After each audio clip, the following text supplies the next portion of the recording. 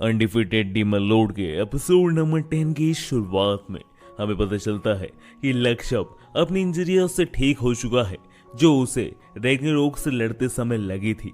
इसी बीच हमें पता चलता है कि लक्ष्य के किंगडम में इस समय एक फेस्टिवल चल रहा है जिसमें लक्ष्य के साथ डेट पे जाने के लिए सारी लड़कियां लड़ रही होती हैं।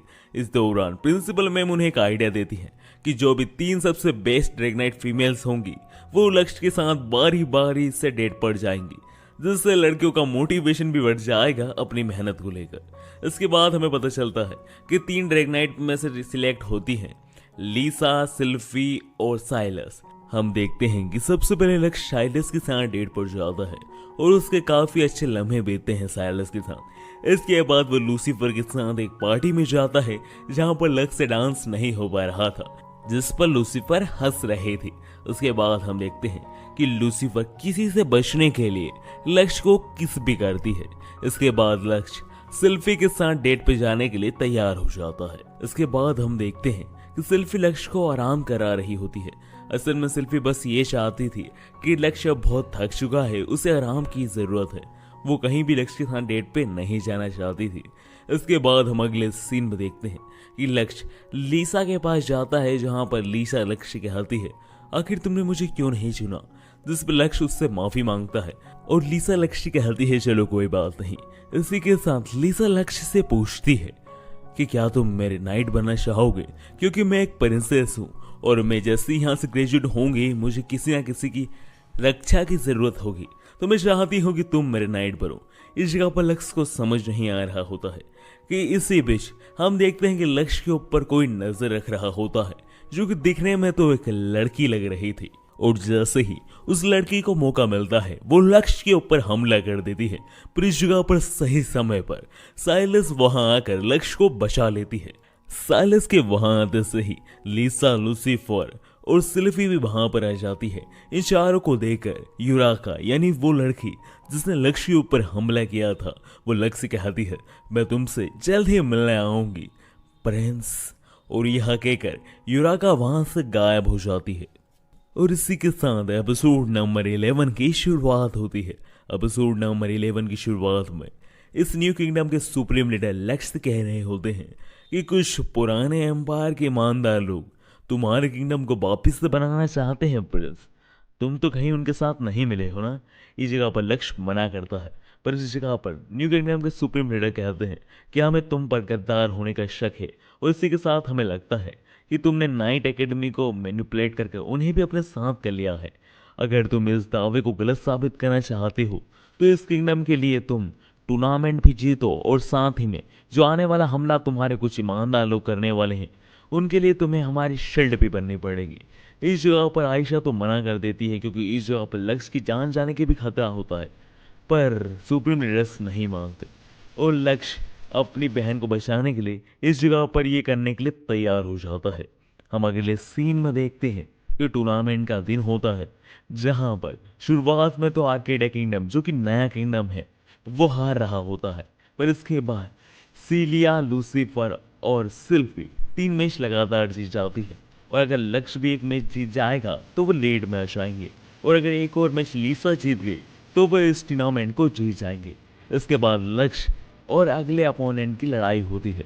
इस जगह पर लक्ष्य बहुत ही जल्दबाजी कर रहा होता है, जिसे देखकर लूसीफर कहती है कि लक्ष्य तो आराम आराम से खेलना पसंद करता है, वो तो ऐसा कभी नहीं था और वो सोच समझ के ही रहता है।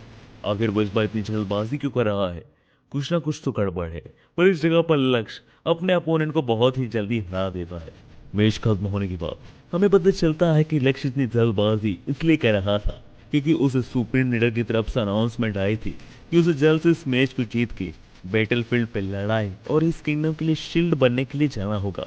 और वो यह बात आयरस को बता देता है और वहां से चला जाता है। इसी बीच हम दूसरी तरफ देखते हैं कि लीसा का बैटलफील्ड में मैच चल रहा होता है, जहां पर लीसा अचानक से ही अपने रिग्नाइट से कंट्रोल खो देती है और वो वहीं पर बैठी ऑडियंस पर ही हमला कर देती है, जिसकी वजह से वहां पर काफी बड़ा मैटर बन जाता है। इवन लीसा को कस्टडी में भी ले लिया जाता है। और इधर दूसरी तरफ लक्ष्य भी अपनी बैटलफील्ड पर पहुंच जाता है, पर वहां पर सोनिया उसके ऊपर हमला कर देती है, जिसे देखकर लक्ष्य उससे पूछता है क्या तुम इस बैटलफील्ड पे वॉर करा रही हो? जिस पे सोनिया कहती है कि उसे इन सब से कोई फर्क नहीं पड़ता, वो तो बस यहाँ पर अपना बदला लेने आई है। जब वो रेग्नारोक समन की थी तब उसने उसे जो हराया था, बस वो चाहती है। उसे एम्पायर और एम्पायर की लड़ाई से कोई फर्क नहीं पड़ता। और यहाँ कहकर सोनिया अपनी फ्लूट को बचा देती है, जिसकी वजह से एक बहुत ही बड़ी एबिस की आर्मी लक्ष्य के ऊपर हमला करना शुरू कर देती है। पर लक्ष्य बड़े ही जल्दबाजी करते हुए वहां से उड़ते हुए काफी दूर चला जाता है। फिर हम देखते हैं कि लक्ष्य के पीछे पूरी एबिस की आर्मी पीछे पड़ चुकी थी। पर जैसे तैसे कर लक्ष्य एम्पायर की बैटलफील्ड में आ जाता है और वहां पर एम्पायर के सोल्जर एबिस पर हमला कर देते हैं। लक्ष्य की इस चालाकी को देखकर एम्पायर कैप्टन भी उससे कहता है कि तुमने काफी अच्छा काम किया है लक्ष्य, तुमने पूरे एबिस को यहाँ पर लिया है, अब तुम काफी थक चुके होगे, जाके आराम कर लो। इसके बाद हम अगले सीन में देखते हैं कि लक्ष्य आराम कर रहा होता है, किसी बीच उससे बाहर से लड़ाई की आवाज आ रही होती है। और जैसे ही लक्ष्य बाहर निकलता है तो वो देखता है कि एबिस की फौज के बाद रीबल फौज ने हमला कर दिया है और उस फौज को कमांड करने वाला और कोई नहीं राजिट होता है। और वो प्रिंस को देखकर यानी लक्ष्य को देखकर कहता है, प्रिंस मैं आपके एम्पायर को दोबारा खड़ा करूंगा, इस किंगडम को तबाह करने के बाद आपका किंगडम फिर से साम्राज्य में आएगा। यह सुनकर लक्ष्य कहता है, तुम गलत कर रहे हो, अगर तुम्हें इस किंगडम को तबाह करना है तो तुम्हें पहले मेरा सामना करना होगा। और यहाँ के लक्ष्य अपनी डिमोनिक स्वॉर्ड यानी बहामुत की स्वॉर्ड को निकालने लगता है और इसी के साथ हमारा एपिसोड नंबर 11 खत्म हो जाता है। एपिसोड की शुरुआत में हम देखते हैं कि लक्ष्य आर्जिट से लड़ रहा होता है, जहां पर लक्ष्य अपने बहामुत को यूज कर रहा होता है। जिसे देखकर आर्जिट कहता है, मैंने सुना है प्रिंस आप सिर्फ 12 मिनट तक बहामुत का इस्तेमाल कर पाओगे। और यहाँ के आर्जिट सीधा लक्ष्य पर हमला कर देता है और उसके हाथ काट टुकड़े कर देता है। जिसे देखकर आर्जिट कहता है, बहामुत के टुकड़े हो गए। इस जगह पर लक्ष्य कहता है, ये कोई बहामुत नहीं, ये बस एक साधारण सा वल्वरीन है जो बहामुत जैसा बस दिखता है। और यहाँ कहते से लक्ष्य अपने ओरिजिनल बहामुत में बदल जाता है। लक्ष्य अपने बहामुत में बदलता है और बिना कोई देरी करे सीधा आर्जिट पर हमला करके उसे एक ही बार में हरा देता है। आर्जिट को हराने के बाद उसकी नजर एक बहुत ही बड़े क्रिएचर पर जाती है, जो कि असल में हाइस का प्लान होता है इस क्रिएचर के थ्रू इस पूरे किंगडम को तबाह करने का। इधर वो क्रिएचर को देख ही रहा होता है कि तभी लक्ष्य की बहन उससे कांटेक्ट करती है और उसे लीसा के बारे में सब कुछ बता देती है कि लीसा को अभी कस्टडी में लिया गया है और वहां पर उसकी जान का भी खतरा है। इसके बाद लक्ष्य को जैसे वो पता चलता है वो लीसा को बचाने के लिए निकल पड़ता है। इधर हम देखते हैं कि लीसा से सोनिया बात कर रही होती है और सोनिया लीसा को एक ऑफर दे रही होती है कि अगर तुम किंगडम को हमारे हवाले बिना कुछ करे दे देती हो तो हम तुम्हारी जान बख्श देंगे। पर इस जगह पर लीसा हार ना मानते हुए लड़ाई का रास्ता अपनाती है और यह देखकर सोनिया लीसा पर हमला करने ही वाली होती है कि तभी लक्ष्य वहां पर दीवार तोड़कर आ जाता है। लक्ष्य को बहामूत में देखकर सोनिया अपना दिमाग इस्तेमाल करती है और वहां से जाना ही सही समझती है। इसके बाद वो कहती है कि किसी और को होस्टेज बनाया जाए। इसके बाद सोनिया एक बूढ़े आदमी को होस्टेज बनाने के लिए चली जाती है जो किंगडम में काफी ऊपर पोजीशन रखता है। पर जैसे ही वो उस बूढ़े आदमी को होस्टेज बनाने वाली होती है वहां पर साइलस आ जाती है और साइलस सोनिया को रोक देती है और उससे कहती है, सोनिया पिछले बार का हिसाब अभी बाकी है।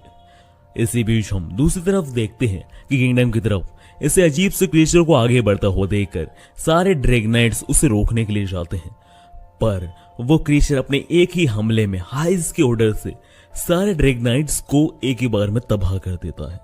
इसी बीच ये सारी चीजें लीसा और लक्ष्य भी देख लेते हैं। इधर लीसा भी तैयार हो जाती है अपने किंगडम को बचाने के लिए और लक्ष्य भी वहां पर लीसा का समर्थन कर रहा होता है। इस जगह पर लीसा को हैरानी होती है कि इस जगह पर लक्ष्य अगर इस बैटलफील्ड में लीसा के किंगडम को नहीं बचाता है तो वो इस नए किंगडम का प्रिंस बन सकता है। पर वो प्रिंस ना बनने की सोचकर लीसा का समर्थन कर रहा है, जबकि लीसा के किंगडम ने तो उसे एक गुलाम बना के रखा था। इस जगह पर लीसा लक्ष्य की काफी ही ज्यादा एहसानमंद होती है।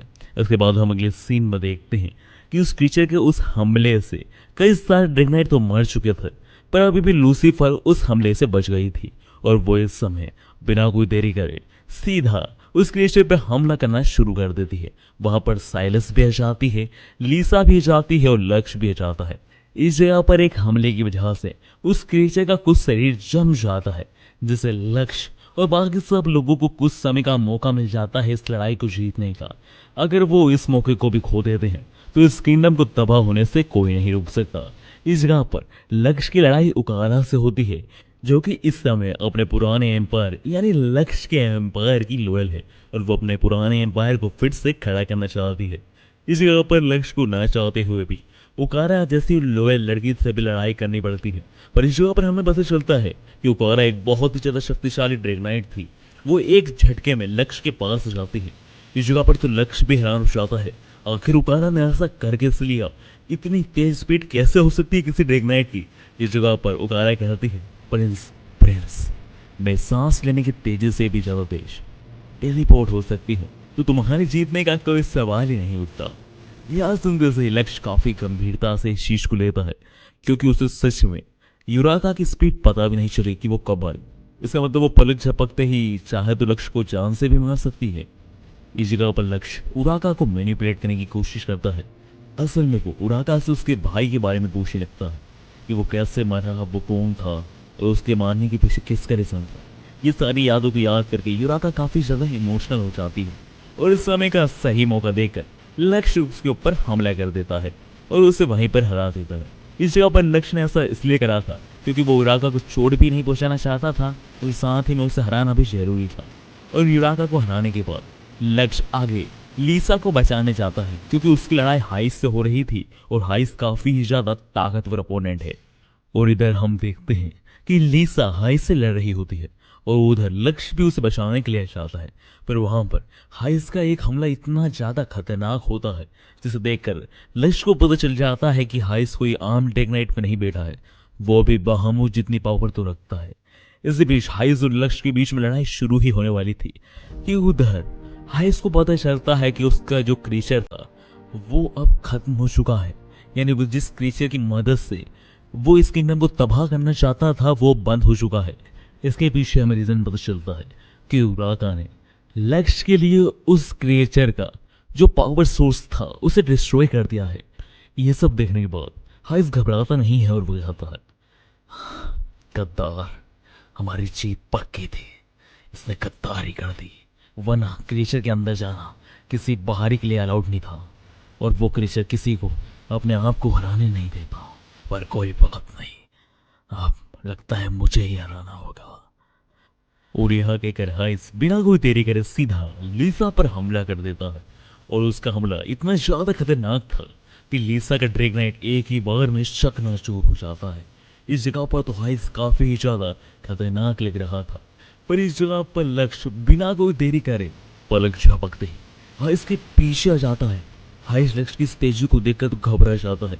इवन उसने लक्ष्य की प्रेजेंस या फिर हलने तक की मूवमेंट नहीं देखी थी। पर इस जगह पर जैसे तैसे करके हाइस लक्ष्य के हमले को पकड़ लेता है, उसे संभाल के रखता है। पर इस जगह पर लक्ष्य इस जगह पर साबित कर ही देता है कि लोग उसे आखिर मॉन्स्टर और डीमन लॉर्ड क्यों कहते हैं, क्योंकि वो एक ही झटके में हाइस को खत्म कर देता है। इस जगह पर लीसा के ड्रैगनाइट को जिस ड्रैगनाइट ने बस एक झटके में खत्म किया था उसे लक्ष्य ने बिना कोई एफर्ट लगाए एक ही बार में धराशायी कर दी। यहाँ पर हमें पता चलता है कि आखिर लक्ष्य को लोग द डिस्ट्रॉयर ऑफ किंगडम क्यों कहते हैं। और इसके बाद लक्ष्य सीधा लीसा को बचा लेता है नीचे गिरने से। इसके बाद हम नेक्स्ट सीन में देखते हैं कि लीसा की प्रिंसेस सेरेमनी होती है, जहाँ पर लीसा एक अच्छी सी स्पीच देती है कि वो इस किंगडम को आगे ले जाने में मदद करेगी। और इसी के साथ वो कहती है कि वो अपने रक्षा के लिए एक नाइट चुनना चाहती है और वो इस नाइट का नाम कहती है लक्ष्य आर्केडिया। इस जगह पर सारी आवाम को तो काफी ज्यादा दुख होता है। इस जगह पर प्रिंसेस से गलती कर रही है, वो पुराने प्रिंस को अपनी सिक्योरिटी गार्ड नहीं बना सकती, वो कभी भी नहीं मार सकता है। इस जगह पर लीसा कहती है कि वो अपनी जान से ज्यादा या फिर अपने से ज्यादा लक्ष्य पर विश्वास करती है और यह कहते हुए वो लक्ष्य को अपना नाइट डिक्लेयर कर देती है और लक्ष्य भी प्रिंसेस की रक्षा करने के लिए तैयार हो जाता है। इसके बाद हम अगले सीन में देखते हैं कि लूसीफर, साइलिस और बाकी सब लक्ष्य की क्रस वहां पर आ जाती हैं और वो लक्ष्य के गले लग जाती है और वहां पर वो सब कहते हैं कि लक्ष्य अब तुम्हें हमसे शादी करनी होगी। इस जगह पर लक्ष्य को तो समझ ही नहीं आता कि वो किसको चुने और इसी सीन के साथ हमारी ये आने में खत्म हो जाती है। एंड गाइस, इस सीरीज के एंडिंग में लक्ष्य का भाई भी वहां पर आता है, जिसे देखकर लक्ष्य बस थोड़ा सा हैरान होता है और वहां पर लक्ष्य का भाई स्माइल करके वहां से चला जाता है। सो इसी पोस्ट क्रेडिट सीन के साथ हमारी ये सीरीज खत्म हो जाती है। सो